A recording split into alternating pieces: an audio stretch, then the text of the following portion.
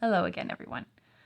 This is what I'm going to call concerning choices in course content. You might remember in the sort of course trailer video that I put up a few weeks ago where I introduced myself and talked about some of the vagaries and trickiness of a title like representative works in English Lit, that I drew attention to some of the critical issues of the way that the course is even defined. And I wanted to say a few things further from that in connection with syllabus review and syllabus creation.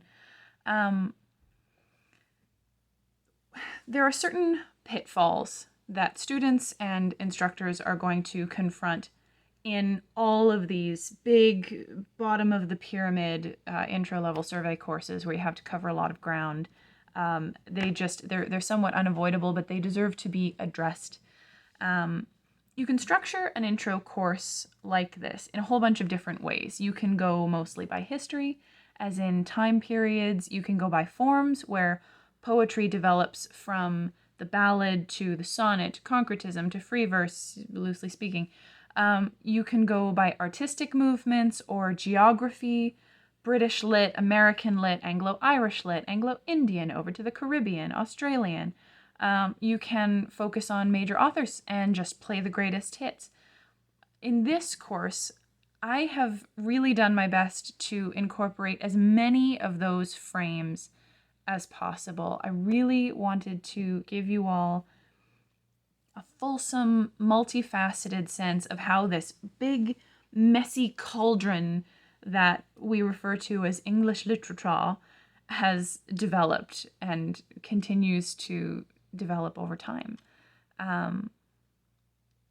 Be that as it may, no matter what you do, no matter what items you pick out to centralize and work on, there's just always going to be this Venn diagram, of competing concerns and perspectives. And sometimes we'll be closer to the middle of that Venn diagram, that perfect point of maximal overlap and informative density, than at other times.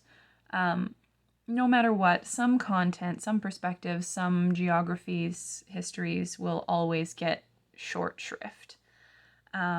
You can't avoid it.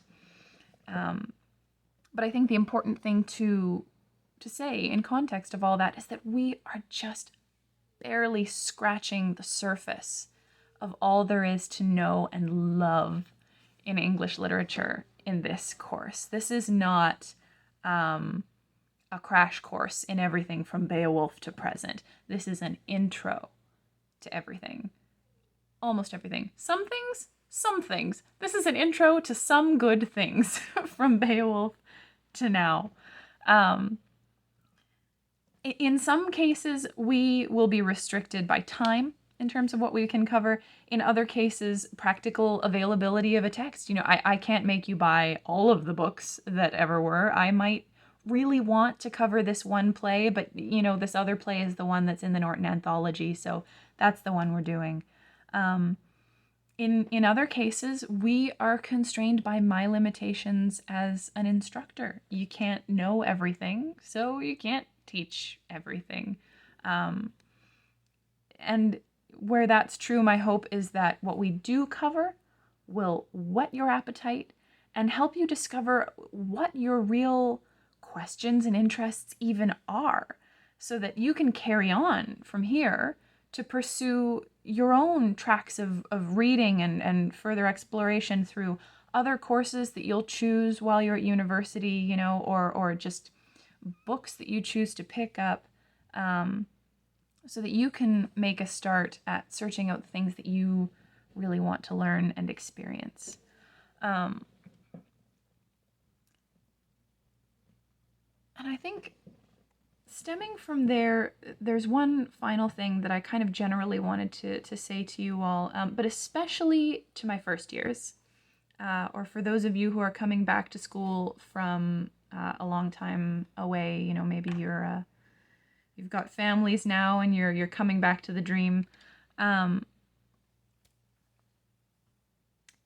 You folks are about to spend a long time, maybe up to 3 or 4 years, reading what is prescribed to you, reading what you're told to read. Often without much time left for reading anything else. That's kind of a common and contradictory university experience. You might even find before long that your non-English student friends or your non-university student friends actually read more than you do. Because they don't have to write about everything that they read. They can just read it and keep trucking. And at the end of the day, the thing to be aware of is that that's a lot of power to give your school. It is. The control, such a formative influence over what you read, what you spend your time and energies engaging with, that is a lot of power to give your school. It is right and good to think critically about what your literary diet is, just like your physical diet. What am I taking in? What's it doing for me or to me? Am I getting too much of one thing, not enough of another? Do I need to find ways to work in more variety, more diversity? And I don't present those questions to you as things that should eat you up at night or confer a sense of pressure while you're in school. Just considerations to hold lightly with an open hand in the back of your mind as you're going through your university career or